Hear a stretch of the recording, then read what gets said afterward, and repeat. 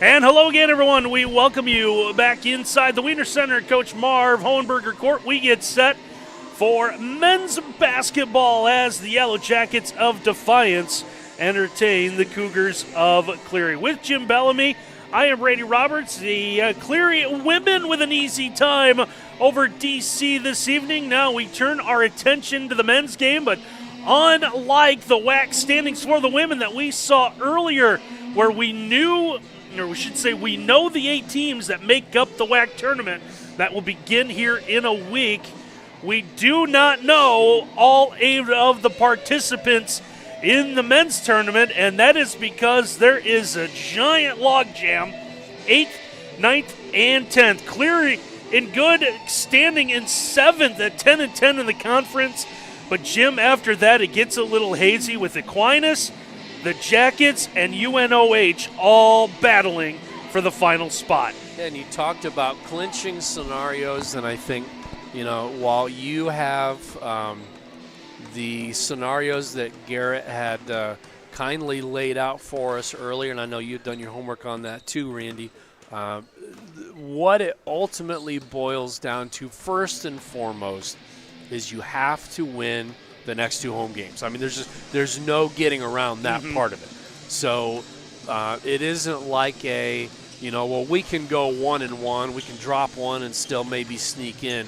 Everything, all scenarios that Randy's about to lay out are predicated on the Jackets must win the next 2 home contests. Starting tonight, like Jim said, here with Cleary. Now, Defiance went to Cleary, won in overtime earlier this season, so the Jackets do have that win in. As you take a look at the WAC schedule for tonight, so 2 games to pay attention to, one ultra important, one only very important, and that is Aquinas, who is sitting just 1 spot ahead of Defiance. Also, who the Jackets will see on Saturday. They are home with Cornerstone, and the big one of ultra importance is in the garage, not that far away from here in Lima, as UNOH will entertain Lords.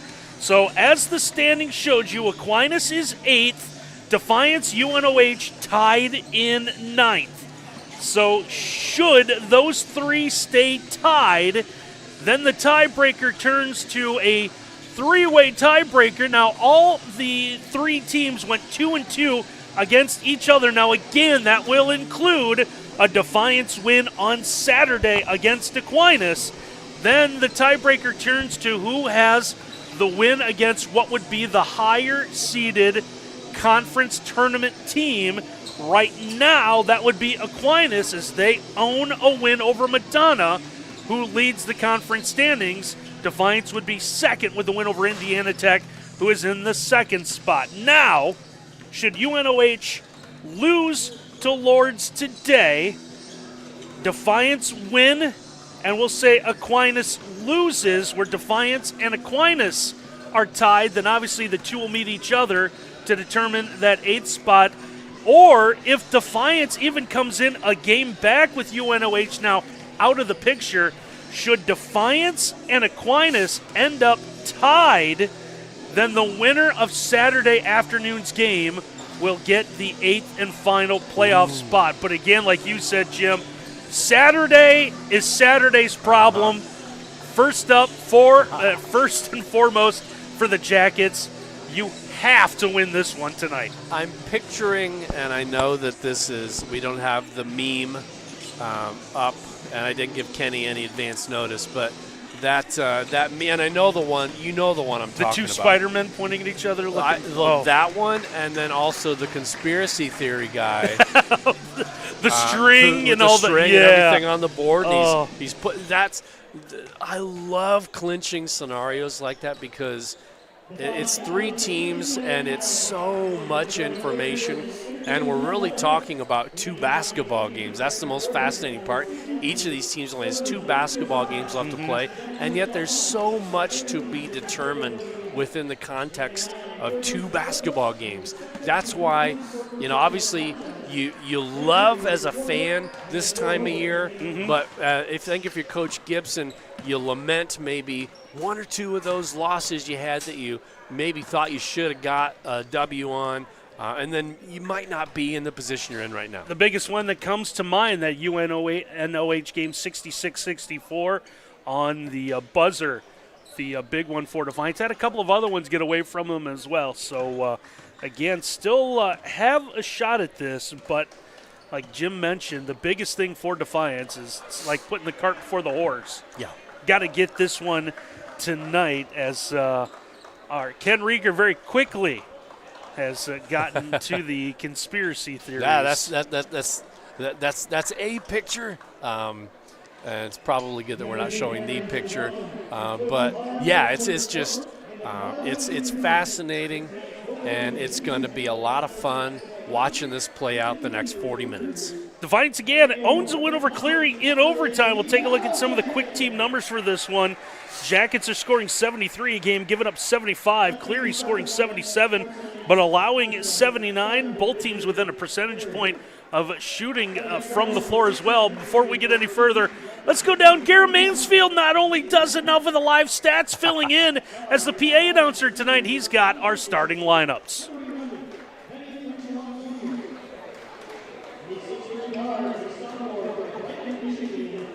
Because we're assuming UNOH beats you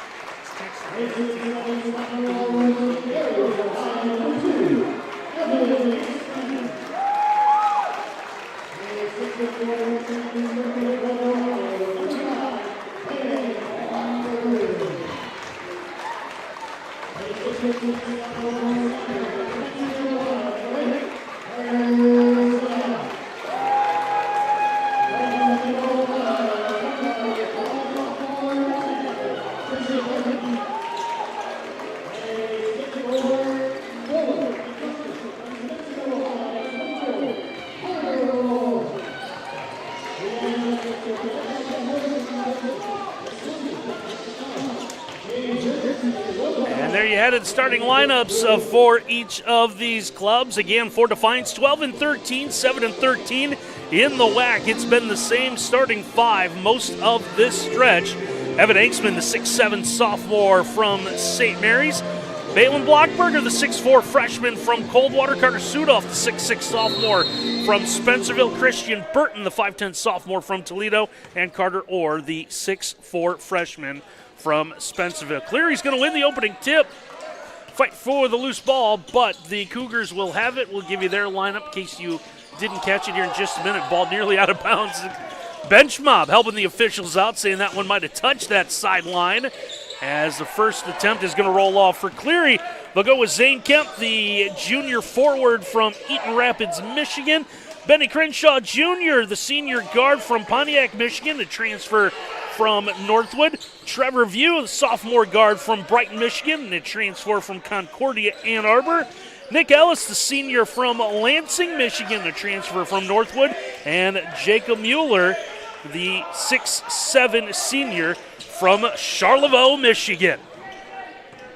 Thankfully, I have a stepdad who is from that area, and I know Charlevoix. A couple of turnovers here to start this one. There's Blockberger up top with a basketball, starting a drive. This one comes off to the wing. Now we get it over to Christian Burton up top. Yep, good defense on the opening possession by Cleary, forced along. Hanksman 3 at the buzzer. Hopefully Jackets can tighten things up on offense this time. Hanksman now cut off from going to the baseline. Nice give and go.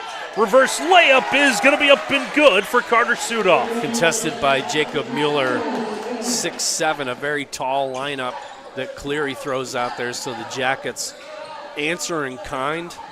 Want to see when Donovan Stone gets worked in the rotation. You saw him and Burton play a lot of minutes together last time.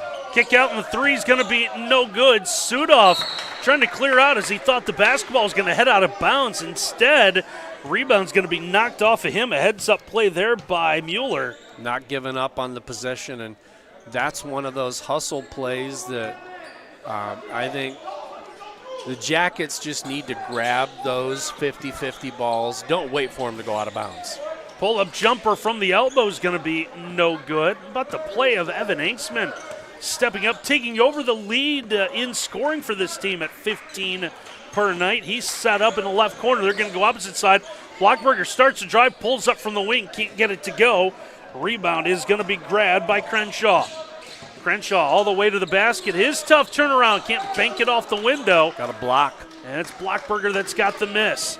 Ahead, here's Christian. Burton with it. Burton turns the corner, tries to one-hand it hard off the window. A little too strong. Yeah, too strong there. Good call. And now it is the Cougars who are able to bring this one into the front court. See teams in the 70s. This might be a little up and down game. Straight on three, rattles around, and it's going to drop through for Zane Kemp. Good defense by the Jackets there. Forced a three-point shot, but good bounce for the Cougars to take a one-point lead, get their first basket of the game. Now Inksman trying to answer his straight on three. Hits the front end of the iron. Long rebound. Leads to a run out. It's a 2-on-1. Good bounce pass, and the layup is good for Kemp. That was a great job of kind of, if this will make sense, slowing down during a fast break just long enough to allow the trailer to cut to the basket and get a nice open look. Good recognition. Christian tried to set something up. His pass up top is going to be taken away. Here's Kemp once again, able to get the easy score. He's up to now all 7 of the Cleary points as the Cougars lead this one 7-2. And Kemp rightly stopped right there, let the defender scoot past before he was able to put that one off the glass and in. Entry pass comes into the low block. Here's Inksman trying to spin, lost the handle. Back out Blockberger. They'll get it a second time. Inksman gets his defender in the air, offers up a shot. It's no good, but it looks like the sophomore is going to go to the free throw line. They'll get Trevor View on the foul. That'll be his first, team's first. We'll continue to provide throughout the night some live stat look-ins with the UNOH game. Nothing on the board yet. Still waiting for tip. First attempt for Inksman is good. Second one stays out as it kicks off the iron. Makes it 7-3 here as we near the 16-minute mark of our opening half. Good ball movement around the perimeter, leads to the corner three, and it is up and good by Nick Ellis, and that is going to trigger a quick timeout. 10-3, Cleary in front here, 16:02 to go in our opening half. Our game today is brought to you by Mercy Health. Mercy Health is a proud sponsor of Defiance College Athletics. Mercy Health offers high-quality health care you need and the compassion you deserve. Our expert doctors, nurses, and caregivers are committed to helping you be well in mind, body, and spirit. And we're brought to you by BSN Sports, providing all of your Defiance College gear. We remove the hassles related to purchasing uniforms, equipment, and spirit wear, and anything else your athletic program needs, giving you more time to impact lives on the field. Visit the BSN Sports Sideline store at DefianceAthletics.com. And Randy, I think one of the reasons Coach Gibson was taking that timeout, not only is it 10-3, a nice little run here by Cleary, but I looked at the last defensive exchange for the Jackets. Burton had to cover 3 players, and nobody else stepped out to contest on that open 3. Trying to go inside. Good dish in the score for Sudoff. You got 4 of the defenders out there. You need to trust that everybody is on their spot covering their guy, and I think that was a good job by Coach Gibson to call that timeout and settle everything down. Good draw up after the timeout. Here's a tough spin. Count the bucket for Kemp. See if they get Orr on the foul here. See, just a little handsy on the turnaround. Zane Kemp comes in leading this offense. 13.5 points per game. He'll get the free throw. Already 10. Something tells me he will hit his average tonight. Kemp has not played in any non-conference games. It's just his 14th appearance of the year. Here's Anksman. Anksman, a good job underneath. That one's going to be blocked away, though, as Nick Ellis able to get in defensively. Second effort with a left hand. That one's going to roll off the iron for Sudoff. You like to see Carter attack that one a little more aggressively. Good defense and a good rebound by Carter off the missed three. But you like to see Carter attack more on the offensive side. Jackets able to bring this one into the front court. High lob is for Orr. They work it around. Anksman will get it to Sudoff.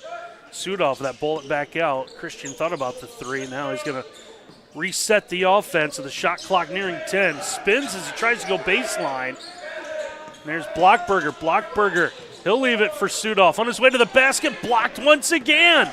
Ellis' second block of the night. It's a 2-on-2. Lob's going to be led a little too far for Kemp and out of bounds, as we're going to take a look at the replay here. Good idea. A little too strong as we get the media timeout. No harm, no foul for the Jackets there, but still they trail early, 13-5. And timeout on the floor. We'll take a break on the Yellow Jackets Sports Network.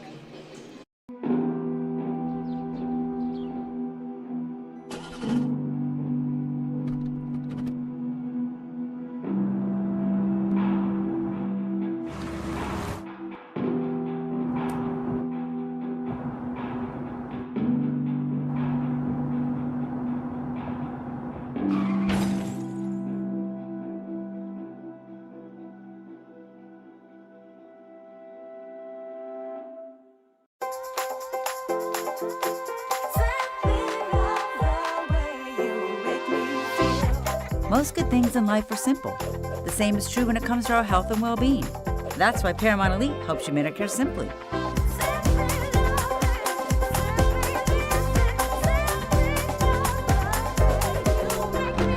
Everything in life becomes a little simpler with Paramount Elite.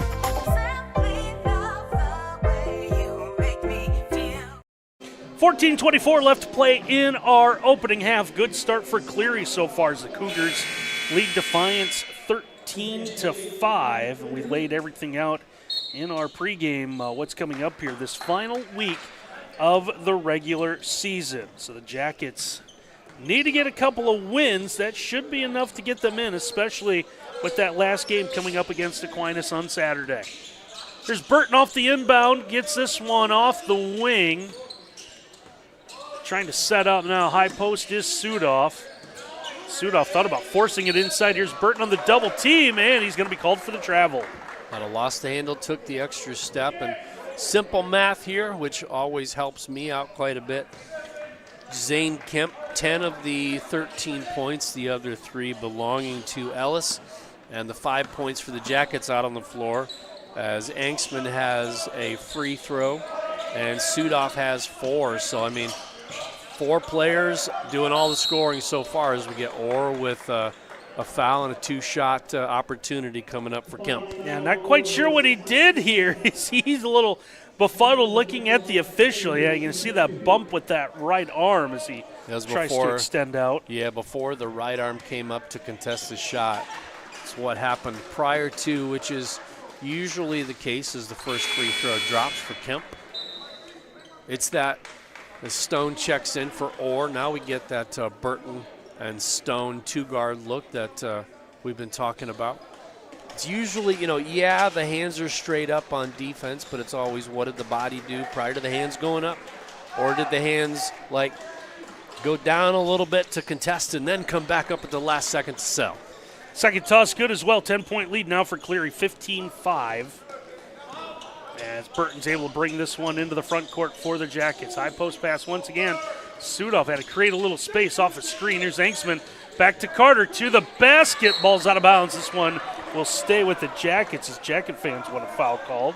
Nick Ellis once again on the help defense, forcing, as he gets the deflection there, forcing Sudoff to be very uncomfortable in the paint so far today. Donovan off the inbound, thought about shooting this one. Instead, he'll get the high floater, gets the bounce, is able to get in and score. That's what you're going to need to do. Both Burton and Stone are going to need to attack the glass if they want to allow for a little breathing room for their bigs. Ellis with the attempt on the other end. That one's going to take a couple extra bounces. It's no good. Christian's got the rebound very quickly, brings this one into the front court, gives behind him. Now the extra pass is to Donovan, and it looks like he'll set up. They love starting from that right side. Now Blockberger into the corner, comes around. There's the give to Sudoff, gets that spin, hangs onto the basketball. A little too strong, extends the arms out, trying to sell the fact that he was hit on the arm on his way. Now Christian nearly comes up with a steal, but Cleary hangs onto the basketball. Turnaround jumper, left short. Good rebound for Engsman. Good job by Evan creating space for the defensive glass there. Donovan at the wing left side gives this one back to Christian as they reset the offense. 12 and a half minutes to play in this opening half. You see 15-7 on our Defiance College Sporters. Sudoff, it's the kick out. Blockberger open. Three ball is good. Must for the Jackets to get back in this game.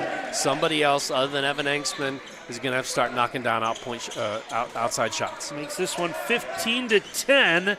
Pull-up jumper off the screen is up and good for Benny Crenshaw Jr. Yeah, Crenshaw and Burton, that's going to be a fun matchup to watch. A couple of very fast and very capable guards making it happen. Donovan trying to answer on the other end. That one in and out.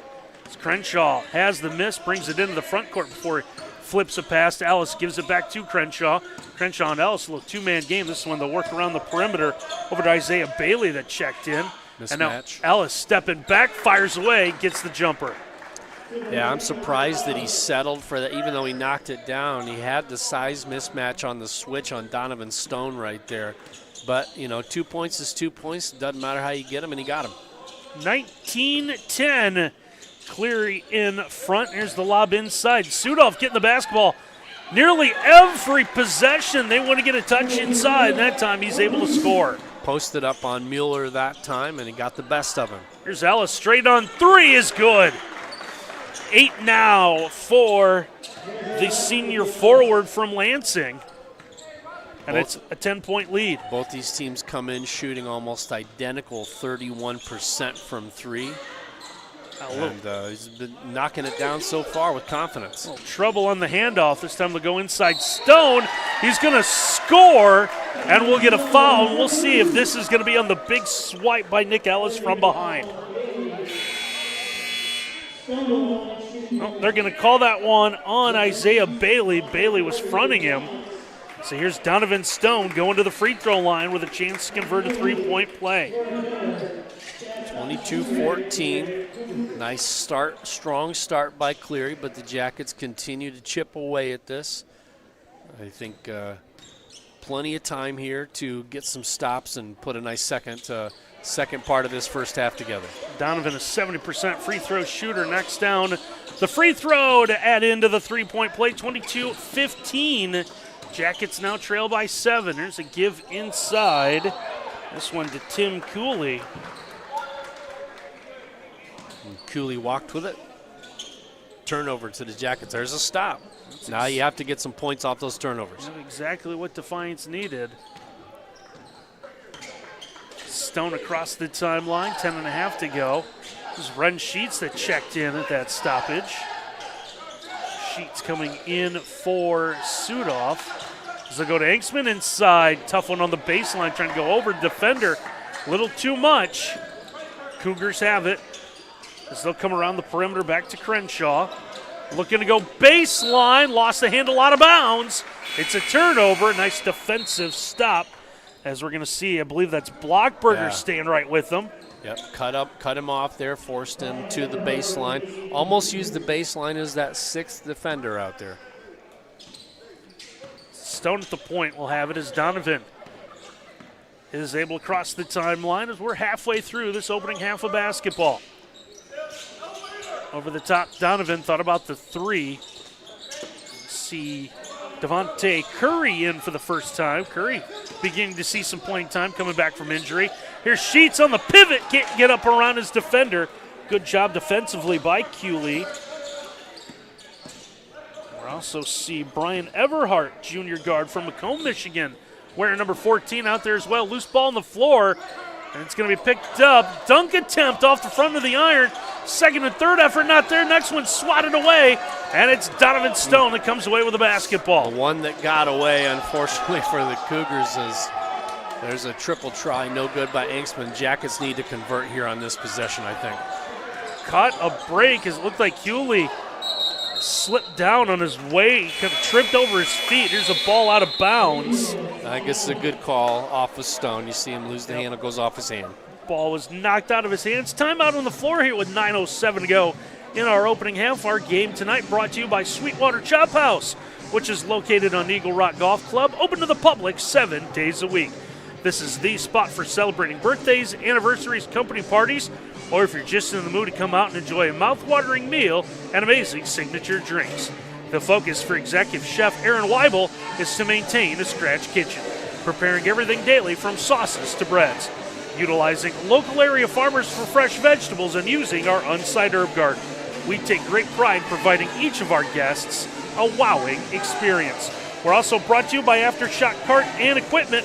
We are your one-stop shop for carts. We sell and service Yamaha, E-Z-Go, and Club Car. We have stock and custom carts, new and used carts, and a full line of accessories. We can build a cart to your specific needs. We also offer financing through Yard Card with rates as low as 3.99%. Stop by our indoor showroom or give us a call. We look forward to hearing from you for all of your karting needs.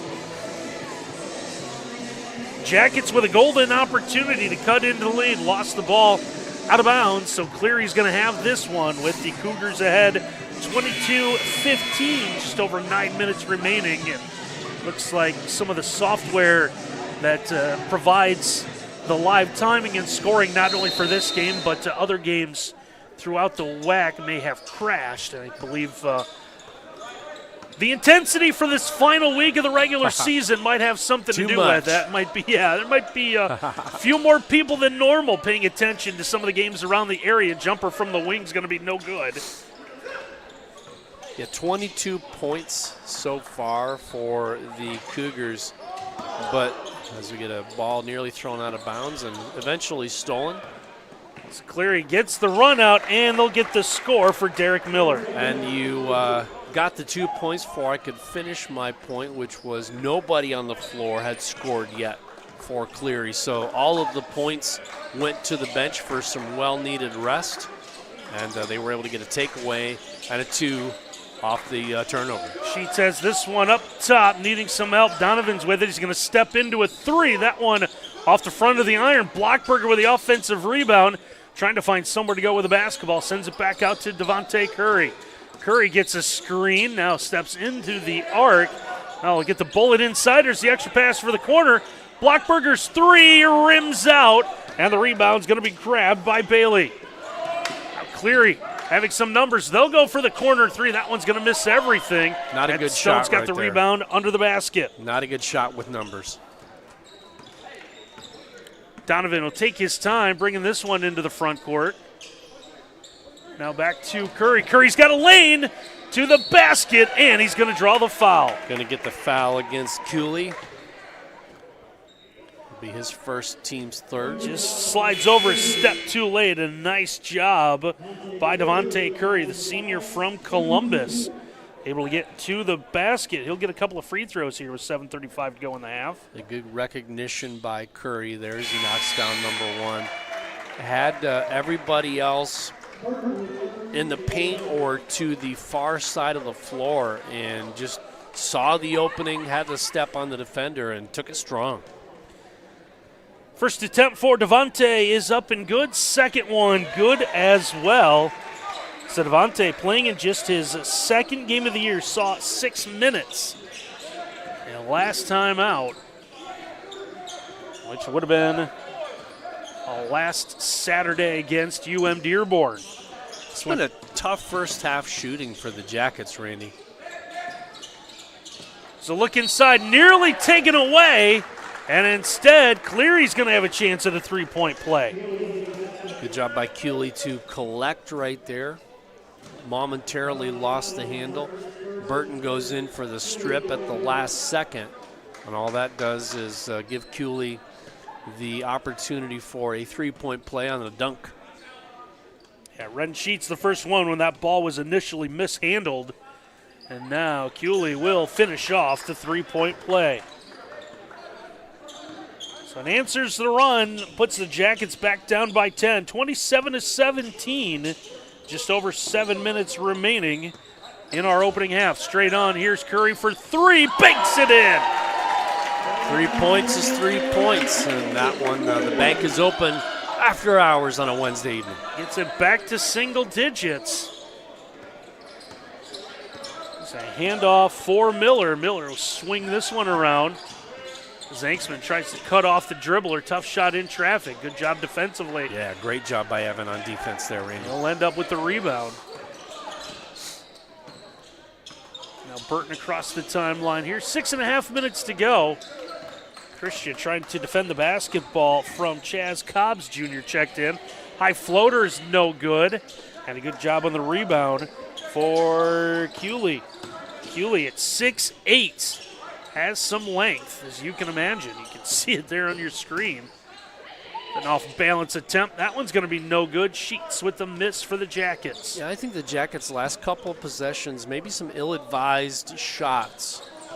2 of the last 3 possessions for the Cougars. So can the Jackets take advantage now? So it comes around the perimeter. Curry once again with a recognition. Reverse layup is no good, but he's able to draw the foul. And for the second time tonight, Devontae Curry will go to the charity stripe. Again, the same situation as the last time. He got ahead of steam, took that one strong. It was almost another clear out, and I don't know if it was intentional or if it was organic, but hats off to Curry for seeing the opportunity and just taking it on strong. And he's able to pick up the second foul on Tim Cooley. So the 6'8" junior now will, right now on the floor. Curry's at the line. First attempt, no good. Couple of substitutions at the table for the Cougars, and Cooley is going to be one of the guys that will be replaced. They'll go a little smaller as the 6'8" Cooley gets replaced by the 6'7" Mueller. Fraction. Margin. Not much. Second attempt for Curry. That one will drop through. And we're going to have a quick substitution here for Devontae. As you can see, limping a little bit as he makes his way back to the bench. Yeah, very stiff almost walking off the floor. As you can, I'm not sure how much of that is pain and how much is frustration. He's doing a little self-talk before the free throws too, though. Definitely not 100%. Take him right back to the training room. Off-balance jumper from the wing's going to be no good. Jackets with the basketball. Down just 6. Here's Burton. Burton tries to jump stop, kick out. 3 ball, off the iron, no good. Ball popped free on the rebound. Sheets will have it. Blackberger doesn't want it. Now Burton with it. Christian trying to get inside, picks up his dribble. He's going to need some help. And they'll reset the offense. 10 to shoot for Evan Anksman. Evan between the circles, goes back and forth, needs some help. Now Wren able to pivot around. Floater's going to be no good. Burton nearly takes the pass away, trying to find the outlet. Cleary is going to dodge a bullet, and they're going to come away with a basketball. Sure did dodge a bullet there. Jackets, that was a must-have possession. Long three is up and good. Big answer and a big score for Brian Everhart. That's a 5 or 6 point swing right there in terms of not just points, but big momentum shift. Jackets had it down to 2 possessions. Now it's back up to 9 points. Yeah, it was 6 points with the ball. Now it's a 9-point game as we're going to get a whistle away from the basketball and a foul coming up here. And this is going to go undefined. Yeah, that's a moving screen, I think. What we see you saw here. Sheets wrapped up with the guard there. I think that's who nope, they're going to get it on. Well, they have 14 on the board. There's no 14 for Defiance, so we got to update that. I think that one's on Sheets on the moving screen. All right, so timeout on the floor. 4:29 to play in our opening half. We'll take a break on the Yellow Jacket Sports Network. Hello, I'm Keita Diller, president of the Defiance College Purple and Gold Athletic Club. And I'm Mark Diller. I'm a third-generation Defiance College supporter, and also on the board of the Purple and Gold Club. For nearly 50 years, we've been supporting the Yellow Jacket student athletes. Membership to the Purple and Gold Club is open to everyone, regardless if you attended Defiance College or not. Membership fees are very affordable and include various levels of attendance privileges depending on your support level. If you love seeing live and local college sports, we would like for you to join us. Just go to dcpurpleandgoldclub.com and register your name along with dozens of other like-minded Yellow Jacket fans. We would love to have you join us. Thank you for supporting Defiance College Athletics. 4:29 left to play in our opening half as Cleary right now owns a 30-21 lead over the Yellow Jackets of Defiance. Jackets a golden opportunity. Just a possession ago, 27-21 with the basketball. Couldn't quite cash in, and then they give up a three on the other end. And now we are at that 9-point difference. Here's Anksman off the inbound, can't get it to go. Blockberger, big offensive rebound to Stone. His three rims out, and it is the Cougars that come away with a miss. Couple of really good shot opportunities. Evan struggling a little bit tonight, especially from outside. Give goes off to the right wing. Three ball is going to be no good. Offensive rebound high off the window. Doesn't go. Anksman with the miss. Gets the outlet to Burton. And Rainey, one of the things we saw Evan do such a great job of on Saturday was the outside shots weren't dropping. So he started aggressively cutting towards the basket, and they were finding him with those looks. Anksman now being fronted, had the ball knocked away from him as Carter Sudoff will check back in for Defiance as Ren Sheets will sit down. Good hands by Zane Kemp, the junior right there, to get his hands in there and knock that one out of bounds. Good defender. He has Stone now on the inbound, but was helping out with Evan. 13 still to shoot. Sudoff is nearly wrapped up off the inbound. Now they get the entry pass to him. Here's Carter working off that low block left side. Spins away from his defender. He'll score. It looks like he's going to have a chance at a three-point play. And I see the international symbol for what do you mean out of Mueller right there, but there's no question Mueller had a body on him. Good call. It's going to be the sixth team foul on Cleary as well. So the next one puts the Jackets in the bonus. Sudoff will get the free throw, so a big three-point play. And once again, the Jackets have the lead down to 6, 30-24, as we're under the 3.5-minute mark of our opening half of basketball. Good full court pressure by the Jackets there. Faking the three, coming off a screen. Here's Kemp. That one a little too strong. Lost the handle on the way up. Maybe it was anticipating a call. Burton with the basketball. Here's Christian, double teamed. Still able to get to the basket, and we will get a held ball. This one's going to stay with Defiance. Yeah, they're going to say that Crenshaw caught that top right there. Yep. Good defense, good timing. That's so tough to do without getting a whistle. Jackets will inbound, 19 to shoot. From the corner off the inbound, Donovan's three is no good. Rebound is knocked out of bounds. Going to say this one went off Mueller on the 50-50 ball battling with Sudoff. That's been a fun matchup, but Mueller has had the edge so far against Carter tonight. Shot clock will reset to 20. Jackets having some trouble getting the inbound in. Finally get it to Donovan.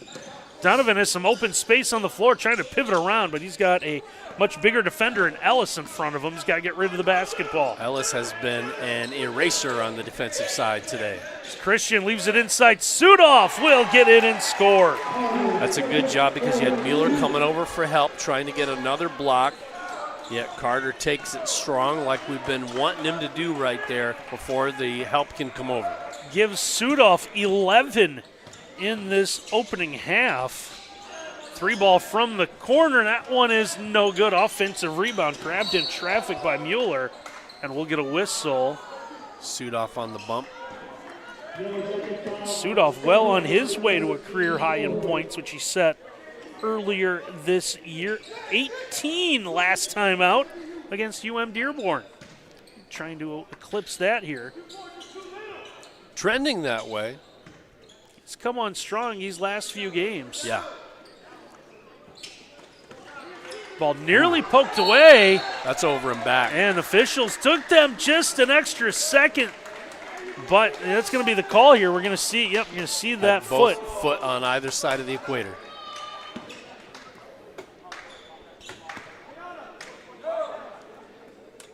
Jackets get it back. Only down 4. I mean, this has not been the Jackets' best first half of basketball, but a chance to cut it to 2 or 1. And now Blockberger tries to go with the left hand, can't get it to go. Like Ellis was going to step into a 3 instead. They'll go down to the low block. A little jostling for position. Foul's going to be called on Balin Blockberger. Just like that, Jackets with only one more foul to give in the final 154. Inbound's going to take an extra bounce, but it's going to get its way to View. The entry pass, though, taken away. Good job.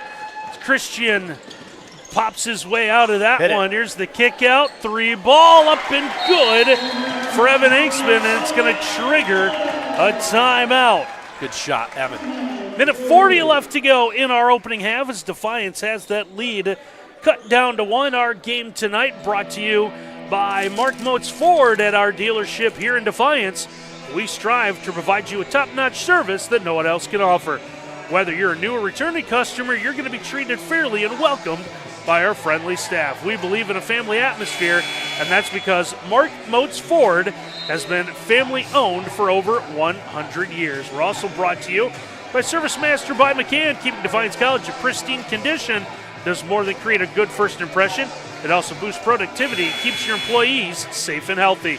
At Service Master by McCann, we understand how important a clean and safe environment is, and our cleaning experts work tirelessly to provide customized cleaning and disinfecting services to offices, businesses, healthcare facilities, and other spaces throughout Defiance. Cleaning up the glass as well, 30-29. What was a couple of 10-point leads for Cleary is all but been erased. Trying to go inside, tough defense. Sudoff forces a tough shot. A little slow to get up is Mueller, but it looks like he's going to rejoin everyone. Now Sudoff, it's that bounce inside, will score, and the Jackets have taken the lead. Yeah, good job recognizing that, and that's all we've asked of Carter tonight is attack, and good recognition, one man down. Ellis tries to answer. That one's going to be off the mark. Good job going up, getting the rebound. Now reach is going to be called. This is going to go on Sudoff, and that's going to be foul number 2. Yeah, that's one where still a minute to play, but you don't want Crenshaw to get an easy putback. Correction, they gave that to Donovan Stone. Big break for the Jackets. Yeah, that first free throw down. That's interesting. Because it sure looked to me like Sudoff was the one who got him on the arm. Yeah, it looked like he had the one. Yeah. Looked like he had resigned himself to the fact that it was his foul. Crenshaw will knock down both free throws as that lead seesaws. Minute to go in our opening half of basketball.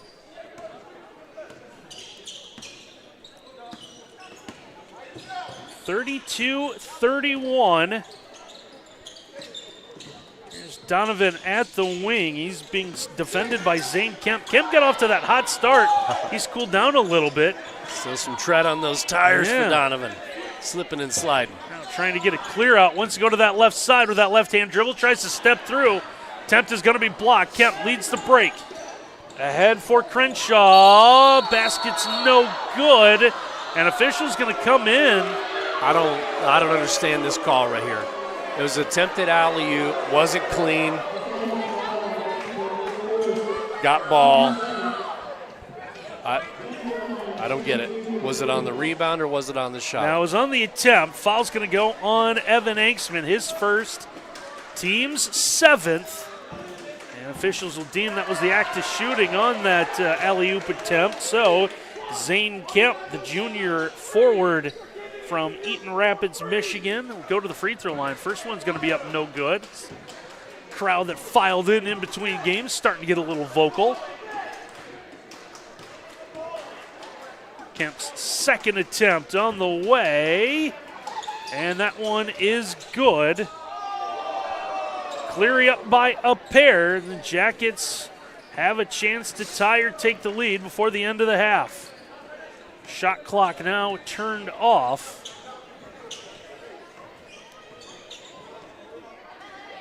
Probably give yourself about 3 or 4 for a tip back if you miss. Donovan to the basket. No That's good. gotta be a foul. Put back is no good.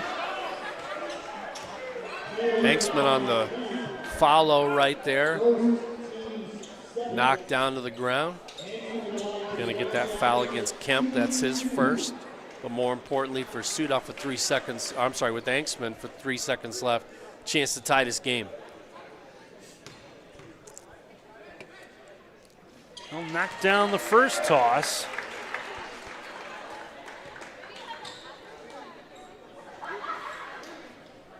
I'm really impressed with the combination of Nick Ellis and Jacob Mueller for Cleary, both playing tremendous defense tonight so far. Inksman able to get both free throws. We are tied now. A little collision after the ball through. Officials are going to hold up play and make sure everything's okay here. Yeah, Blockberger went to the ground, and then Nick Ellis fell over him and on him right there. Now Cleary trying to make something happen, and a blocking call is going to be called on Donovan Stone. And Cleary's going to have a chance at a couple of free throws here. He's moving. Yeah, he's trying to get back, trying to lean back a little bit. Ball never really in the mix. I like the idea by Donovan, but I think it's a good call. It was a block. Feet were moving. Crenshaw at the line. Front end of the 1-and-1 is good. He'll get one more. Unfortunate way to end the half right here as the Jackets have battled and battled to get this game tied, but it looks like Cleary's going to have the lead going into the locker room. Well, these two went into overtime the first time, so you know this one is going to be close. Three-quarter attempt, and the half hits the iron. And we have reached the break. So 35-33, Cleary in front. So normally we would take a break and run through some numbers on this one, but like we've mentioned, looks like some scoring issues. I think it's conference-wide. Yeah, it looks like conference-wide, so everyone uses the same software, and it looks like some issues have led to some problems getting any sort of updates or numbers. So 35-33, Cleary leads this one. Since there's no numbers to break down, we will come back near the start of the second half here on the Yellow Jacket Sports Network. My name is Mark Miller. This is my good friend Tom Hill. Both Tom and I are graduates of Defiance College, and we were both athletes at Defiance College. And I played baseball and basketball here at DC. Mark played football and baseball here. Now, here we are 35, 40 years later. We both serve on the alumni varsity board here at Defiance College. AVD, as we call it, raises money for Defiance College athletics. We have raised funds for many projects, such as $100,000 to the George Smart Center, $45,000 to the weight room in the Smart Center, $10,000 to the new basketball floor, new scoreboards at both the baseball and softball fields. If you're a Defiance College alumni athlete, please support AVD. Visit defianceathletics.com/alumni/AVD to join. We appreciate all who have given in the past, but we are looking for new members. Please keep in mind that someone supported you as an athlete at DC. Now it is our turn. AVD also sponsors a yearly golf outing to get old friends back together and raise funds for our projects. Support AVD. Let's make this our biggest year ever. Thank you very much. And Go Jackets!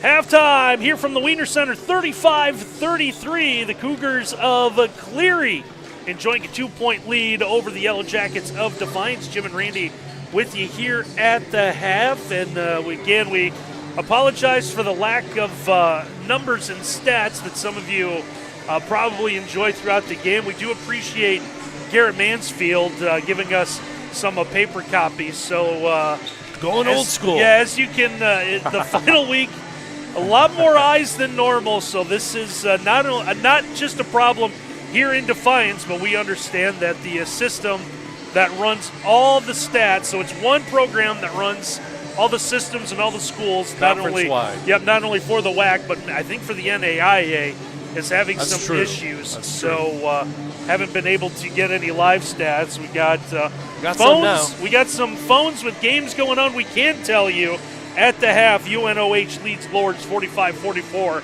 So we mentioned how big that game is. No update yet on Cornerstone and Aquinas. We'll see if we can work on that. But Jim, you got some stats there. What kind of jumps out at you? Cleary shooting 34% from the floor, 11 of 32. They've made 4 of their 11 3-pointers and 9 of 10 from the free throw line. They're led in scoring by Zane Kemp with 13 points. Nick Ellis, the only other player close to doubles with 8 points and 4 blocks. We talked about Muller and Ellis on the defensive side. Muller scoreless so far, but 4 rebounds and 1 assist to go along with the 1 foul for the Jackets. 11 of 36 from the floor, 31%. 3 made 3-pointers, 23%, 8 of 10 from the charity stripe. They are led in scoring with 13 points as well by Carter Sudoff, who we talked a little bit in the first half, Randy, about how he's getting some of his shots blocked and deflected, and we'd love to see him attack more. He really answered the call late in that first half by attacking a little more aggressively, and he's got double digits as a result. 6 of 11 from the floor for Sudoff in that opening half. And how about the Iron Man that is Evan Anksman? All 20 minutes spent on the floor in that opening half. Yep, and it's needed. I think that Jackets playing here with an opportunity off the miss to tie or take the lead, but Evan's going to be, as the team's leading scorer, one of those guys that the defense is going to be attracted to, maybe double him and force somebody else to win the battles. Sudoff, the first attempt of the second half for the Jackets, that one just off the mark. And now Cleary able to bring this one into the front court as they're trying to get inside in the paint. Little hesitation move. That attempt is no good. Nice job securing the rebound by Evan Anksman. So Anksman, a big 3-point shooter, but with his size at 6'7", has the ability to play inside. Christian Burton's going to come to that left side. Gets a screen, tries to go baseline. He's going to be double-teamed. Anksman's the trailer. Now his pull-up jumper, that one is no good.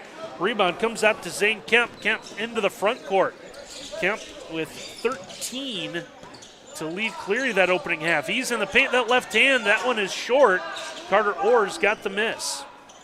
Tough start for both teams on the offensive side. One of the things that we want out of the Jackets is, I think, to attack on the offensive side. The inside game is going to have to open up the outside game. So now, like we saw Carter start to attack the glass, now I'd like to see Evan do that too. Good pass for Orr. He's going to find Anksman off the window. He's able to bank it in. Had a mismatch on defense against the 6'3" Trevor View right there. Took advantage, had him posted up, was able to get a nice look off the glass. 8 points now for Evan. Ties us up. A couple of minutes gone by in our second half. Here's a ball loose on the floor as Crenshaw wanted some sort of foul call. He thought there was some contact to jar that ball loose, contact on the other end, and there will be a foul. So this isn't going to help his case, and he can tell by the body language. No, and I saw at the end of that the turnover there, Crenshaw lost the handle, slapped his hands together out of frustration, and then, you know, the inevitable foul right afterwards, trying to do a little too much to make up for it. Blockberger trying to direct some traffic as he'll get this one in. Here's Sudoff. Back out for Balin, gives it to Sudoff. Sudoff trying to go baseline, gets the kick out. Open three, in and out. Jackets began to celebrate. They thought that one was going to go. Cleary now 2-on-1. This one's going to be no good. Ball's going to be knocked out of bounds, and it's going to stay with the Cougars here. Nick Ellis had something planned, just couldn't quite get his timing right. Yeah, he was looking for a dunk right there. Ball goes off of Carter or out of bounds. Don't know if the anticipation of the whistle was what kind of threw that one off, but nice makeup, mid-range jumper there by Mueller. Yeah, instead gets it from the baseline. Puts the Cougars back in front, 37-35. Just over 17 minutes to play in this one. Blockberger gives this one to Carter Orr with it up top. His pass attempt's going to be taken away. Kemp going to try again, and he's going to be fouled on the layup. And we'll see Zane Kemp, the junior, go to the free throw line. I think the Jackets just trying to erase the possibility of a dunk here because of the, even though it's a 2-point game, a dunk really kind of blows the lid off in terms of momentum and really gets your team going on an upward trend. It's going to be the third foul on Carter Orr. The first free throw is good for Zane Kemp. So Kemp had, again, 13 points at the half. 4 of 5 from the floor, 4 of 5 from the line. Second one drops through as well as the Cougars take a 4-point lead. Christian Burton quickly into the front court, lost the handle on an attempt. Here's Kemp again. He's got a trailer, and he'll slam that one down. Yep, that's the one they missed last time, and unfortunately Blockberger unable to get the steal. Does a good job collecting and dunking. It's an into Sudoff. Sudoff ahead for Christian. Coach Gibson right there telling his guys slow down just a little bit. Still 2 possessions, but nice run here as we get a collision on the floor and a foul going against Kemp. And you're going to see number 1, number 10, lowering the shoulder was Kemp, trying to get through Christian Burton, official right on top of that one. 3rd and 1, handed off to Kemp, and he'll get that first down for you. They're going to look at this maybe for the severity of the foul. It was dipped the shoulder and kind of ran right through Burton right there. Take a look at this replay one more time. You're going to see that shoulder, and it's the that's second one right there. Second contact is the one that did it. The first one was bad enough. That second one right through him. Officials still discussing this one, so while they look at the monitor at the scorer's table, we can tell you that our game tonight is brought to you by the State Bank. State Bank provides a full range of financial services for consumers and small businesses, including wealth management, private client services, mortgage banking, and commercial and ag lending. They operate a total of 22 banking centers, 19 in 9 Ohio counties, 1 in Fort Wayne, Indiana, and 23 full-service ATMs. We have 5 loan protection offices located throughout the tri-state region of Ohio, Indiana, and Michigan. So all 3 of our officials have now got their look, and now they're going to discuss what they saw. Did all 3 go over to the scorer's table at the same time, Randy? I didn't catch. That's weird. That's a no-no. Yeah, normally they don't. That's a no-no. They're going to see this one more time. There's so one, there's 2. Continuing. I think that's excessive. I think that rises to the level of a flagrant. The first one, again, there were 2. Well, they're just going to say common foul. That appears to be the case. Okay. I mean, the first one was bad enough. Then it was a replay with more intensity just to kind of make the point that I'm going to fight through this screen. I don't care who you are or who's in my way. You're getting out of my way, and that's not a play on. So Jackets will get the basketball. Burton trying to work to that far sideline. This one's going to be poked away as Kemp is going to knock that off Blockberger and force the turnover. Yep. If this is going to become a physical basketball game, and it looks like Cleary has the players to be able to, play physical. I mean, they have all contests. They've executed at a high level today. Jackets are going to have to match that intensity. Travel's going to be called, so Cleary will give this one back over to Defiance. Just under 16 minutes to go. Going to get Ellis on the travel there. See a little pressure applied by Cleary. They're going to stay in it. I like it. Blockberg is going to take over at the point. He'll bring this one across the timeline. Pushing and shoving between Blockberger and Kemp. Kemp just becoming a nuisance on the defensive end of the floor. There's Christian at the wing, starts inside, pulls up from the free throw line. 15-footer doesn't go. Sudoff with the attempt as he offered up a chance at it. Now, good job running the floor is going to lead to the bucket for Trevor View. Pressure defense, turnovers, transition baskets. That's how you build a lead right there, and it's up to 8. Is Burton, his pass is going to be deflected out of bounds. Looks like Carter Orr knew that was going out of bounds, made no effort whatsoever to go after it. Now the officials are going to move where the ball is going to be inbounded from, as it looks like we are going to see Sean Roberts check in for the first time tonight. Going to be a little bit of a size disadvantage for the Jackets, but I think you have ball handling, number 1, and number 2, pace of play. Jackets can have to match intensity and speed. Hanksman able to step through a double team. Shot off the angle is no good. Cougars able to quickly bring this one into the front court. Here's Ellis from the wing. No one's going to step up. 3 balls no good. Christian able to get the rebound. Burton with some speed, turns on his second gear. He's got a 4-on-2, and he's going to get the runner at the basket. Good job of attacking right there. I think he had the cleanest lane. Had he tried to give that up on a bounce pass, might have been deflected. So good decision to take that one, call his own number. First basket of the night for Christian. Burton makes this one 43-37. Is Kemp is going to be stripped. Blockberger out to Christian, who's going to get the layup. There's a defense turning into offense going the other way, and the Jackets have to feel good about getting that steal and 2. And Blockberger returning the favor after Kemp took it away from him earlier.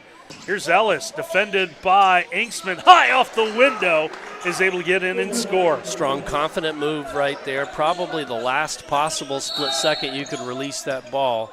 We're going to get a 2-player technical. That's going to be the double. There's a little jawing on the way down to the other end of the floor. See the official there, and this one is very quick with the trigger. Suppose that's talking?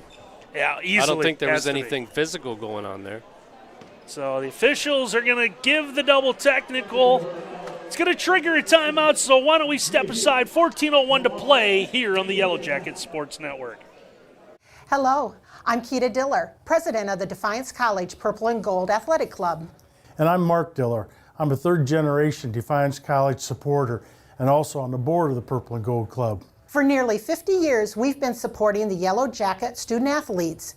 Membership to the Purple and Gold Club is open to everyone, regardless if you attended Defiance College or not. Membership fees are very affordable and include various levels of attendance privileges depending on your support level. If you love seeing live and local college sports, we would like for you to join us. Just go to dcpurpleandgoldclub.com and register your name along with dozens of other like-minded Yellow Jacket fans. We would love to have you join us. Thank you for supporting Defiance College Athletics. They give you a quick update on what's going on and some of the important games around the WAC as teams continue to battle for that final spot in the postseason tournament. Currently, UNOH and Lords tied at 54 with a shave under 16 and a half minutes to play. Having to watch without a score bug, I don't think, on that game. Trying to peeking over to your phone there, Randy. Having to try to zoom in on the scoreboard when they're running by it. But technology's great when it works, folks. So we got a lot going on up here at our broadcast booth. So talking to Garrett Mansfield in between games. As here's one knocked on. We're going to get a foul, excuse me. You're going to get Mueller on the drive. And they're all of a sudden now, I think that the aggressive play, especially Cleary, has brought to the contest today. As Hanksman picked up a dribble in a bad spot there. He spun into trouble. There's a good look inside and the bounce pass and the finish for Carter Sudoff. Finishing the thought real quick, Randy, the aggressive play earlier. I think after the double technicals, now it's We'll see if the officials respond by maybe calling a little tighter. 45-41. Here's one it's just going to squirt away from Isaiah Bailey, an unforced turnover on the Cougars. Yeah, Mueller had the pass, a lot of mustard on it going cross court. Ellis tried to put a hand up, let it go, and then they both kind of looked at each other like, who are you throwing that one to? Sudoff at the high post. His attempted pass is knocked away. And now the Cougars trying to run as Roberts is going to be called for the foul as he tries to come in and poke the ball away. Yep, tries to get the steal. Unfortunately, no steals, so just kind of throw the body in the way and stop the momentum. It's off the inbound. Trying to go inside. Mueller's got to send this one back out somehow. Nice defense by Carter there, though. Yeah, somehow Christian Burton unable to get his hands on the basketball for this steal. Good screen. Pull-up jumper is going to be no good. Fighting everyone for the rebound is Evan Inksman. And you really have to wait until the wave goes back out right there because there are hands all over those initial passes right there, case in point. Cleary just getting their hands up on defense. Might have got away with a little carry. Now we'll get a whistle. This is going to be foul. They're going to call this one before the shot. They will. We're going to see the replay here. This is going to go on Roberts. I see him kind of reaching in with that left hand once again. 2 fouls on Roberts pretty quick here. Despite limited minutes and 4 team fouls apiece. So still 12 and change to play. And tough bounce off the inbound and another foul. This one's going to lead to free throws for Nick Ellis. Ellis, the 6'8 senior. Good aggressive cut towards the basket and good find on the inbounds right there. Jackets caught in a switch and were unable to close quick enough. First attempt for Ellis, a little too strong on that one. So 15:07 left to go between Lords and UNOH, and it's the Gray Wolves now with the 1-point advantage, 56-55, although I believe UNOH might have just tied it up. Second attempt is going to be good for Ellis. 71% free throw shooter on the season. 5-point game. Burton, top of the key, is going to give Sudoff. Sudoff wanted to give to the cutter instead. Evan had come back up to the wing. And it looks like they'll have attempt number 2 at the offense. Christian up between the circles. Good switch on him. Here's Inksman, 6 to shoot. Got hit. Yeah. Had a little contact. Officials will say it's a play on. We see on the DC bench that Donovan Stone trying to warm up. Good turnaround with a left hand. The rebound's no good. Ellis with the offensive chance off the miss. Now the spin. Blockberger got put in a bad spot. Now little more bad Technical, blood. staring him down. Good call. Technical is going to be called on Zane Kemp. Yep, staring him down. There's no point. No point. You got him. I mean, why? You know what I mean? Why? What purpose does it serve? See Kemp kind of looking around. What? Huh? So don't stare down your guy after you make a basket. Get up floor and play defense. Kemp's got 19. He's played a tremendous game. I mean, I know the technicals, the amount of talking and all that kind of stuff, you know, I mean, it just goes to show how critical this game is in terms of postseason opportunities. And Inksman missed them both. Unable to cash in.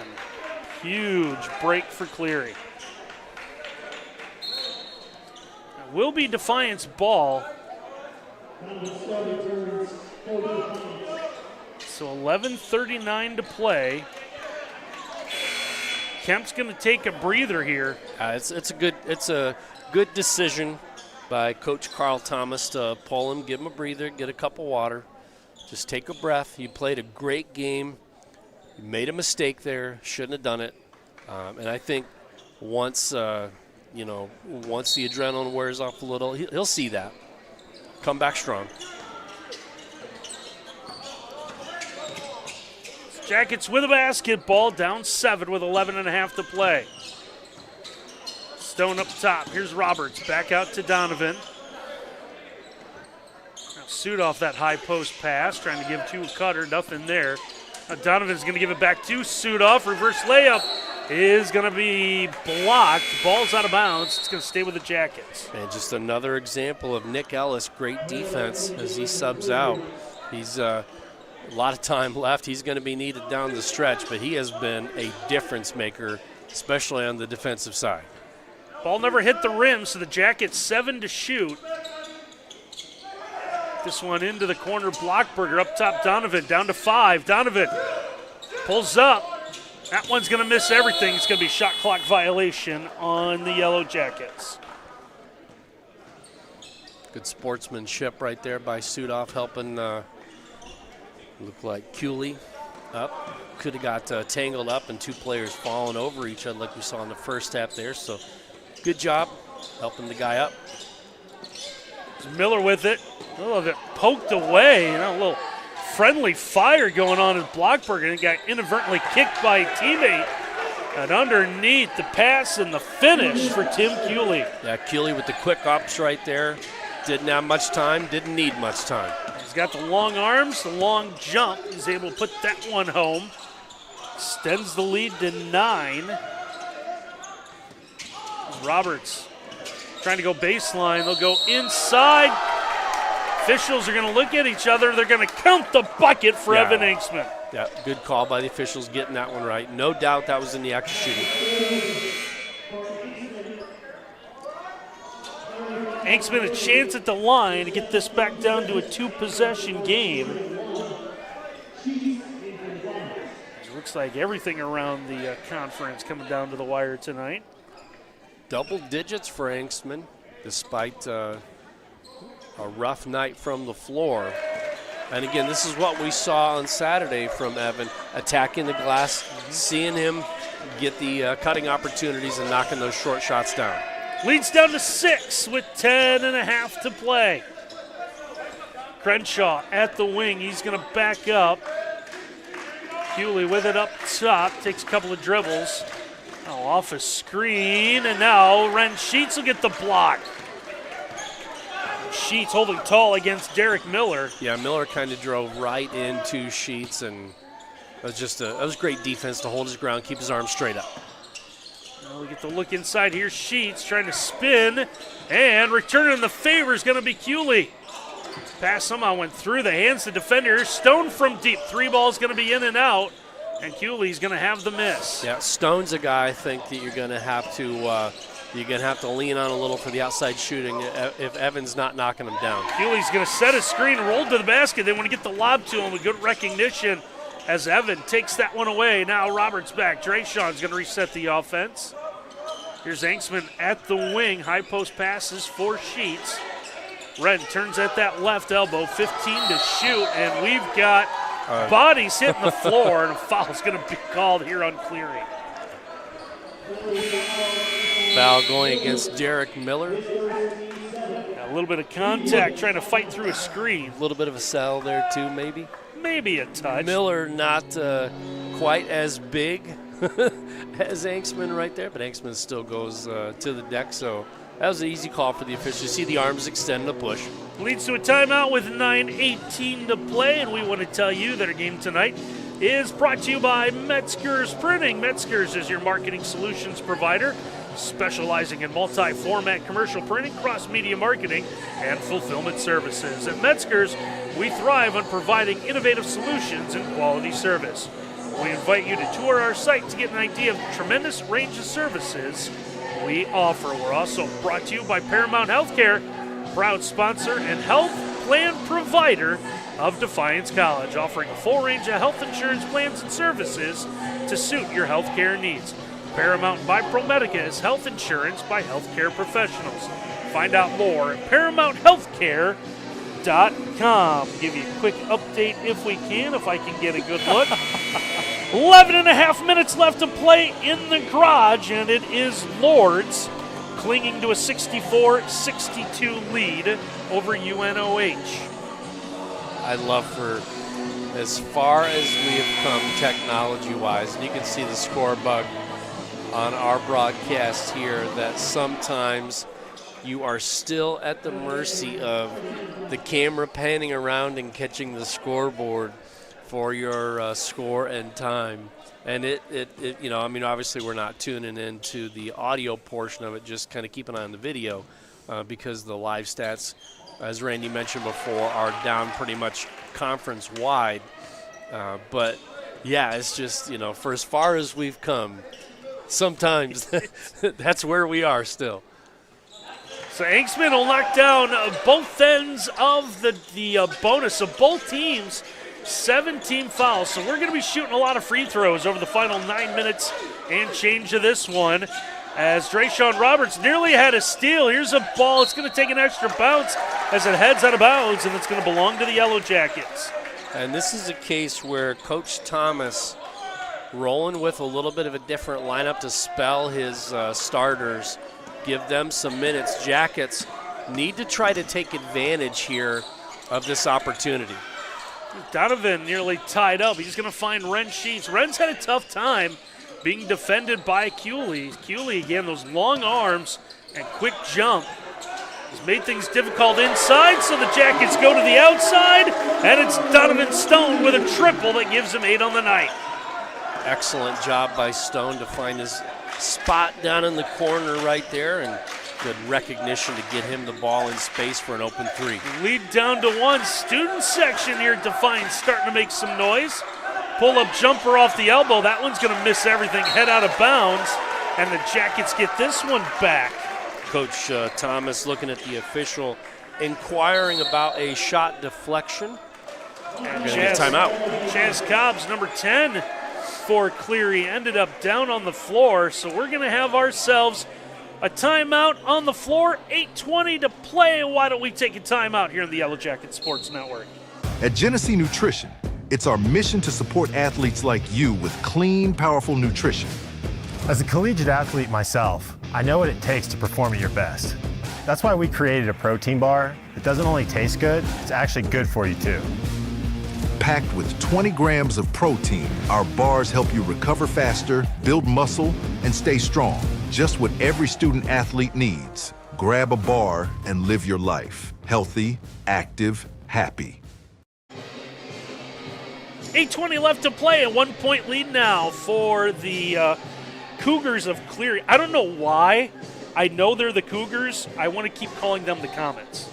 Cleary Comets sounds so much better than Cleary Cougars. Right? It flows off the tongue, there's no doubt. 50-49 our score here with 8:20 to go. As we continue, we've got halftime stats. So it looks like the network beginning to make its way back online. Once upon a time, these were the actual stats of the game, but we kid. This is obviously nothing out of all of our control. Everything that's going on tonight, but everything again. Only a fairly important final week of the regular season. But this is some random Thursday night where half the teams are playing. Pre-Thanksgiving. That's one thing, but and Randy, also to your point, the Lord's UNOH game stats are only active as of the so everyone's end got of the halftime half numbers. Also. So we're trickling in. It's like we are on a Super Tuesday waiting for the states to come in with the results. Jackets with a big possession here, trying to take the lead. Just over 8 minutes to go. Here's Drayshawn Roberts at the wing. Gets a screen. Sheets rolls to the basket. Lost it on the way there. Now he's going to look at the official. And here is Cleary with a basketball. Cougars, not Comets. As they work this one around. That does not flow off the tongue. It does not. 3 white jerseys all on Cobbs. Cooley gets a screen. Runner up, that one hits off the heel, and it's Evan Anksman with a miss. It's a Drayshawn's settle it down a little bit. Still just a 1-point game with an eternity left to play. Every possession going to be magnified from this point. Nice pass. That's what they wanted to do the last time. This time it's Ren Sheets who does roll to the basket, and he'll pick up his first 2 points of the night, and the Jackets take a 1-point lead. And immediately off the bench, Not a coincidence is Nick Ellis, number 21, for that defense that he's played so well tonight. Cobb's trying to go through 2 defenders and a late call. By the far side official. You had the official whose eyes were right on the shot, so close to the action. Let them play that one through.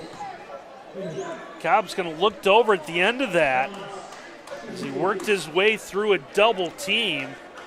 Chaz Cobbs Jr., the sophomore from Pittsburgh, PA, will head to the line where the first attempt is going to be good. We've already had multiple technical fouls tonight.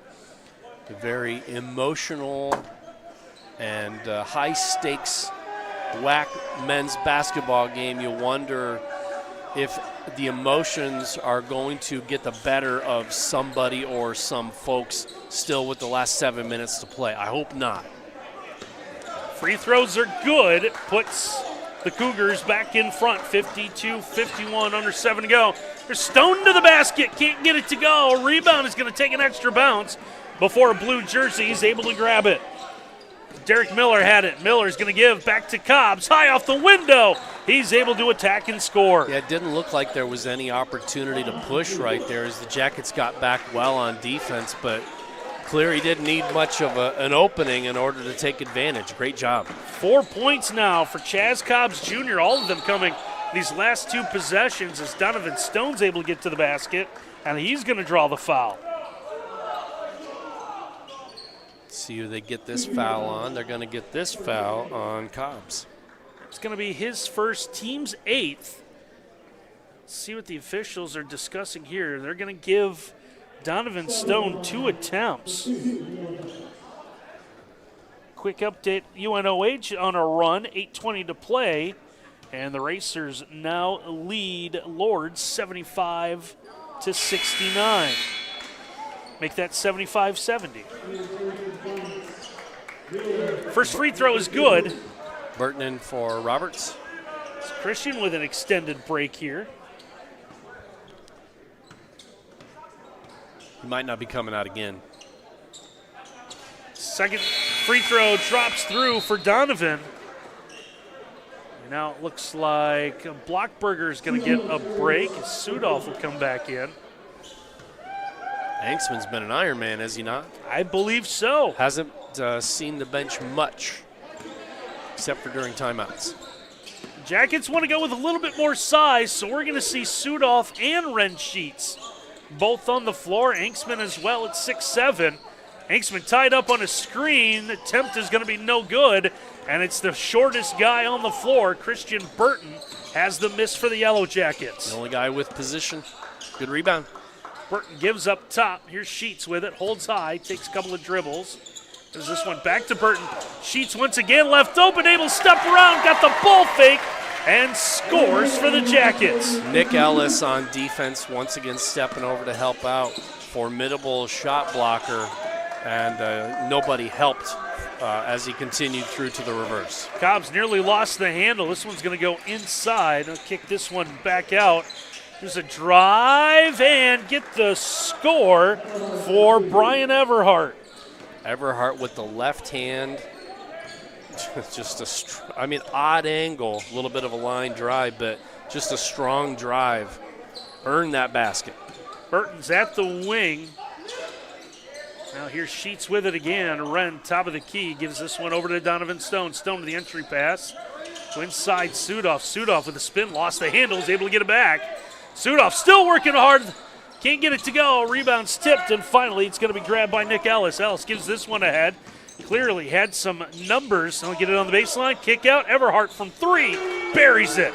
That's a big-time basket right there to give them a 5-point lead. Under 5 to play. Just, it's a gut punch for the Jackets. The Jackets are going to have to answer. Donovan up top. Now we'll find Hanksman. Sudolph pops out at the wing. Want to go inside to Sheets. Here's Wren.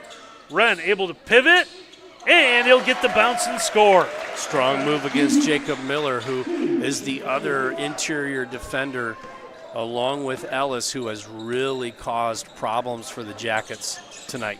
Makes it a 3-point game now. They'll go inside. They go to answer for the Cougars as Mueller able to score. He's up to, I guess, just 4.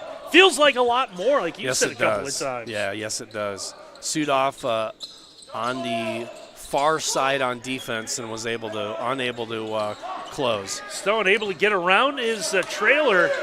3 attempt is no good. Christian did everything he could to keep that in play, but unfortunately saves it to a Cleary player. And now the Cougars have the basketball in the half court, 3:40 to go. Here's Cobbs. He's able to get around Christian, but misses the close-in attempt. Burton, he's able to spin to the basket. That one's going to be blocked by Ellis. It's out of bounds, and the ball is going to stay with the Jackets. Ellis, again, just so good on defense. You see the long arms, erases Burton's shot. Not sure how many blocks he has on the night, but it seems like it's double digits. We've got a timeout here with 3:27 to go and a 5-point lead for Cleary. In our game tonight is sponsored by Marco's Pizza. Defiance College Athletics is supported by Marco's Pizza here in Defiance.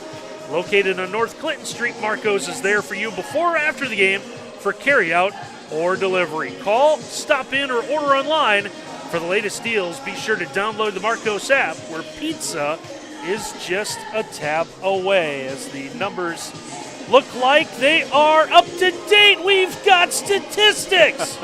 61-56. You see the numbers there. Cleary now 39% from the floor. Defiance 34.5. And block shots, how about 7 for Cleary, 2 for the Yellow Jackets? Yeah, it just seemed like it's a lot more than that. And if the stats are updated conference-wide, UNOH with a slim 79-75 lead over Lords. Still about 7 minutes to play as of the live stats that we just refreshed down there in the garage. So a tight one there, tight one here, as you would expect. Don't expect a whole lot of blowouts the last week of the season, especially when you have teams frantically trying to get into the playoffs. I think you're going to see a lot of games come down to the wire tonight and Saturday. And it is a battle for what will be the 8th seed in next week's WAC men's basketball tournament. Right now, it is Aquinas. Holds that spot by a game over both Defiance and UNOH. And again, Aquinas comes here to Defiance Saturday. Burton with the nice layup and kept it away from Ellis. 3 ball straight on. That one's going to be no good. Rebound is deflected out, and the Cougars will get a second opportunity. Let's see if they run time or if they stay aggressive. Everhart will give to Ellis. Ellis trying to set a screen. Christian able to be chased around it. Got a mismatch down low, didn't take advantage of it. Crenshaw's jumper's no good, but the play by Blockberger. Yes. Poked that away on the rebound, gives the Jackets the chance. Christian picks up his dribble. He's got to give this one off to the corner. Here's Sudoff. Sudoff with that off arm gets inside, and he'll score, and we're down to a 1-point game. Man, that is a confident move for Sudoff, who has had a rough night. Battles through it, though. Now step back 3 and a huge answer. Good for Derek Miller as that lead grows to 4. And now Cleary wants to take a timeout with 2:15 to go. This is going to be a 30-second timeout. So we'll keep this one right here. And Miller on the season, Derek Miller, only a 21% three-point shooter, but the way he stepped into that one with a 1-point edge and 2:15 to play, you wouldn't know that that he wasn't a 40 or 50% three-point shooter with that confidence. So quick update, 6:43 left to go. UNOH leading Lords 82-75. And the other game that we're keeping an eye on for that 8th spot, just under 8 minutes to play. It's Cornerstone that leads Aquinas 68-65. Updated score from the garage, 85-77 now with 6 minutes to play. So Burton all the way to the basket.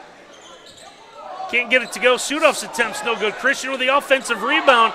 Lost the handle. Mike got a little bit of help. Now Donovan Stone in on defense. Here's the kick out. 3 ball is going to be off the mark. Mad scramble to save this one. It's going to be saved off the leg of Blockberger and out of bounds. That's just a great hustle play there. Once again by Ellis. We've called his name a lot. Not only doing the things that stats will track, but a lot of the intangibles too. Here's Mueller inside against Sudoff, off balance, can't get it to go. Tried to get a whistle, good no call there. That's a playthrough. Christian Burton with another rebound. Burton gets the call, trying to set up the offense. Can't come up empty anymore. Here's Anksman straight on. 3 ball is good. There you go. Good timeout. Jackets will take a timeout here with a minute 36 to go. At 64-63, both teams showing, I believe, 2 timeouts left. That's I'm sorry, it was now a little Jackets early. Are down to Yep, 1. One Yep, to good 2. eyes. There we Yep. go. Just had to update. 87-79. UNOH leads with 5:12 to play. So that one will hurt. Again, the Jackets. Defiance, at the end of the day, they cannot end up in a tie with UNOH because the Racers own the tiebreaker thanks to the season sweep. Your best hope, if you're a Yellow Jacket fan, for Defiance to make the WAC tournament, you hope that Defiance and Aquinas would be either tied for the 8th spot or Defiance a game back, with the 2 meeting here at Marv Hohenberger Court Saturday afternoon. Don't forget, Saturday, we're moving up an hour. So all of our Saturday games have been 1 and 3. Not for the final Saturday of the regular season. 12 and 2 for the women and men. That'll be the final 2 regular season games of the year here on the Yellow Jackets Sports Network. Well, if you are Cleary, you're going to play keep away for the final minute and 18. We'll go inside. They'll get the dunk. Thought it was an and one, but yeah, well, the bench was up for Cleary, and they were given the goaltending call. I'm not sure what they were calling for. It would have been offensive goaltending if anything else. Still a 1-possession game. Anksman blocked. Attempt is out of bounds. This one is going to go off the fingertips of Sudoff. I think that's a good call. Unfortunately, I think Carter did touch that one last. And they're going to take a look at this one again. Let's see. Shot was blocked.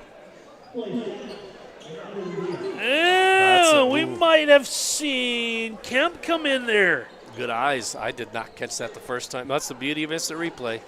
So slow it way down and take a look. Make sure you get it right. This one's going to be under review with 51.6 seconds to play.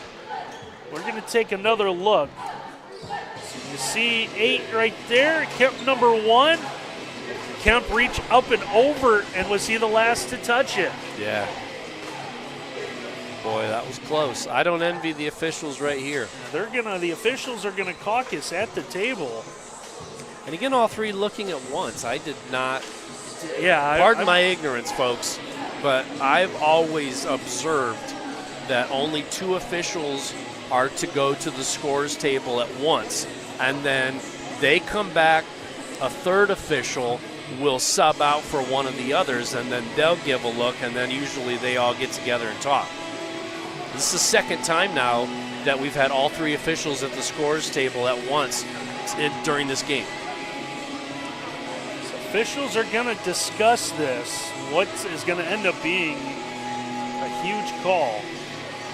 So officials are going to go to the table, and they're going to give it to Defiance. So that's going to change the plan here. Coach Gibson's going to use this time trying to sneak an extra timeout in. So now we're going to have to look at shot clocks, game clocks, what gets set here. Yeah, and you can't really tell from that angle. You can't see scoreboard. It's only our score bug in that case, and I think that's what the officials have to look at too, right? Just the score bug, because no game clock was available. They'll have to do in the frame.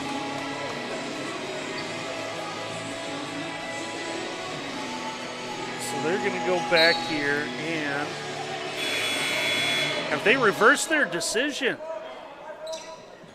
The officials pointed towards Defiance at first, but now Cleary is inbounding the ball, and I don't see any disagreement to it. So it must, okay, play on, Cleary ball. Jackets don't necessarily need to foul.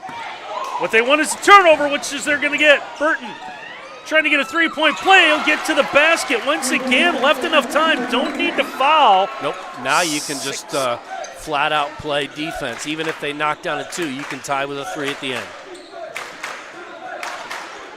Ball comes into the front court. Trying to drive, get the kick into the corner. 3-ball on the way, in and out. Putback is good, and a quick timeout. That's just great hustle towards the ball right there. And we're going to see the replay, so the 3 comes Kemp. out. No one picks up Kemp. What a hustle play by Kemp. So he flies in, gets the putback. So still a one-possession game with 23.4 to go. That's all you can ask for, right? A shot. And there's, you have a shot. You're a one-possession game. You have the ball. You're out of timeouts. So, if you run into trouble, you better communicate, and you better have an open player, because I'd have to think that no fouls to give for Cleary, but they're going to play full court pressure, I would have to assume, right? Make them burn as much time and try to get a bad pass and turn it over and seal it. So you're going to have to be very decisive and intentional with your passes. You can't take risks here if you're the Jackets.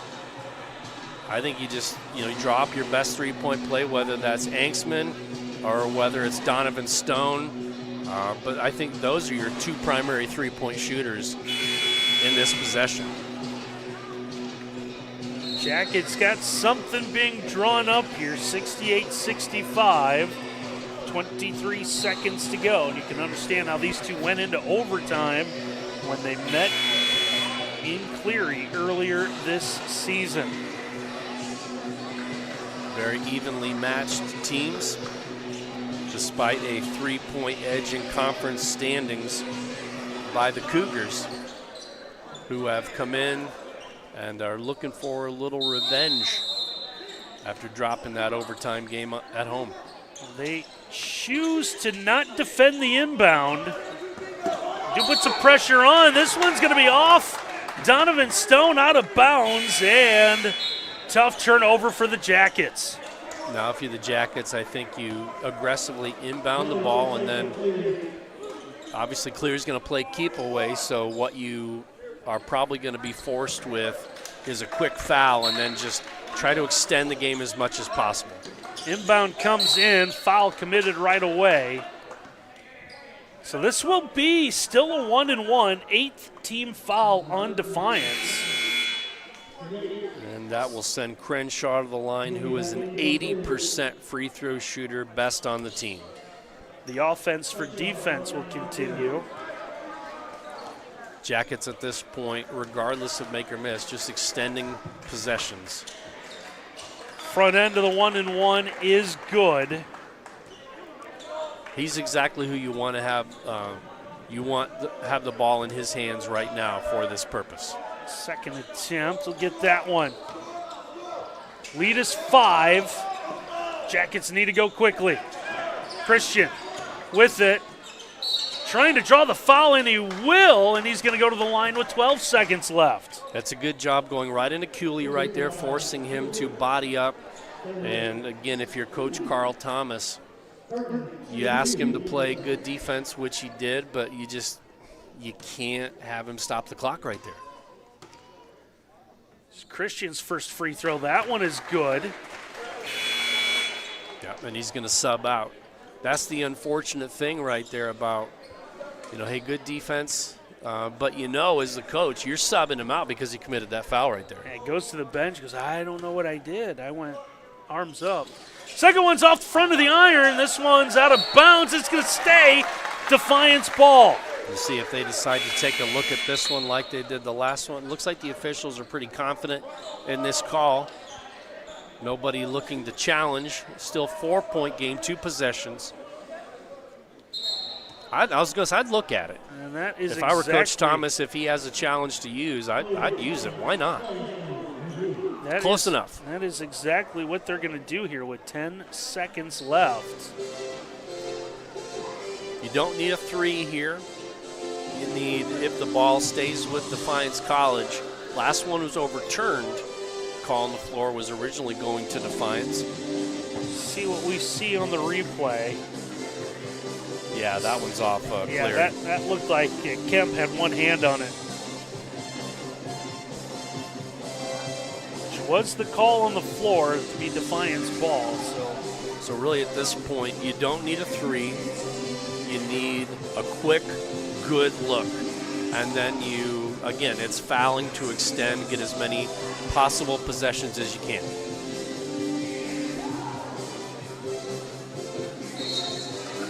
Defiance coach is looking on as the call is confirmed. So, Jackets to inbound, down 4, 10 seconds to play.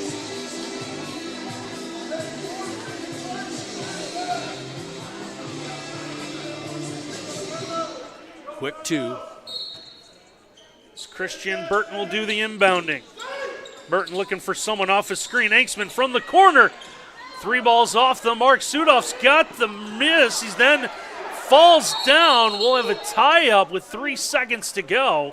Arrow stays with Defiance. I wouldn't mind seeing a replay of that rebound. Sudhoff gets knocked to the deck right there by Ellis, battling for the board, but they let him play through. Now the officials are going to go to the monitor. They want to see how much time is left. Sudhoff, there's the contact. And then the tie-up. It's a heads-up play. I think more than 3. I think they'll put maybe 3.6, 3.7 up. Yeah, heads-up play by Blockberger to force the tie-up. Cleary was more than happy to just sit on that and let the clock run out. Absolutely. As you should. I mean, you have the ball in the lead. Force Defiance College to either foul or get a tie-up. Possession arrow stays with the Jackets in this case, but again, 3 seconds left and 2 possessions.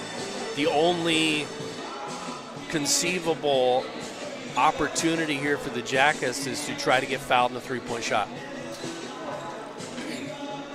So I'd have to think if you're Cleary, you'll give them 3.5 put back. I think you'll give them an open 3 here.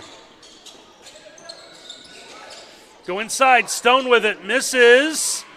Time's going to run out, and Cleary is going to get the hard-fought win tonight as the Cougars have come to the Wiener Center, and they've scored the 70-66 win over the Yellow Jackets. We'll take a timeout. When we come back, we'll run through some of the final numbers on this one right here on the Yellow Jackets Sports Network. My name is Mark Miller. This is my good friend Tom Hill. Both Tom and I are graduates of Defiance College, and we were both athletes at Defiance College. And I played baseball and basketball here at DC. Mark played football and baseball here. Now, here we are 35, 40 years later. We both serve on the alumni varsity board here at Defiance College.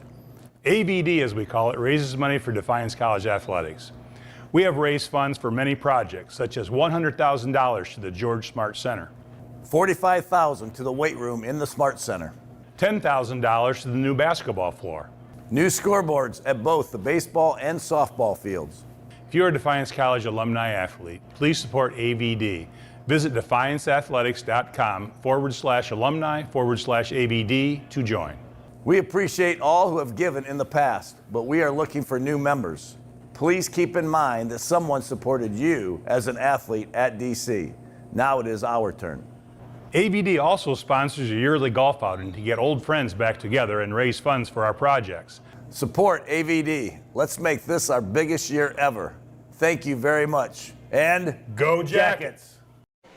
A tough loss this evening that hurts Defiance's chances to advance into the Wolverine Hoosier Athletic Conference men's basketball tournament as they fall to Cleary this evening, 72-66. So there's some numbers might not quite be final yet, as we've been working through some issues with the scoring through most of the night, as the conference has had to deal with a couple issues, but tough one for the Jackets. Battled this one all the way down to the end and fall just short this evening. Yeah, I mean, it was, hats off to Cleary. Credit where it's due that they played a very solid game on both sides of the floor, but I was really impressed with how their interior defense really kind of made life tough for anybody who was either battling inside for a position with some short jumpers, turnaround hooks, layups. Everything was contested. And, again, just hats off to the interior defense of Cleary. I think that was really one of the deciding factors tonight. So Defiance will fall to 7-14 inside the conference, as it looks like with some of the numbers lagging. It looks like Garrett's going to run up some paper stats, so we'll try to drag this out an extra minute or so. So waiting for some of the other finals to come in. UNOH was beginning to pull away in their game over Lords. So I'm reading three things at once, trying to look over things. So it looked like UNOH may jump Defiance in the standings. And again, UNOH, with that season sweep, would have the tiebreaker with Defiance. What the Jackets needed was the chance to be either tied or within a game of Aquinas when those two play here Saturday at noon. The UNOH upset, if you can call it that, against Lords may throw a wrench into those plans. So, Jim, what sticks out to you here as we take a look at the final numbers? 38.7% from the floor for Cleary, 35% from deep, 89% from the charity stripe, led in scoring by Zane Kemp with 21 points, Nick Ellis with a hard-fought 13 points. So only 2 in doubles for both teams. But, again, I think you just have to take your hat off to the defense for Cleary. They really came to play, especially inside. Evan Angstman, 16 points, 13 rebounds, so a double-double, 11 of those on the defensive side. Sudoff leads the Jackets with 17 points on 8 of 17 shooting. 9 points for Donovan Stone, who knocked down a couple of 1-3 and a couple of free throws. So, I mean, it was a tough night for the Jackets. Really couldn't consistently get things going, but I think a big part of that was Cleary's defense.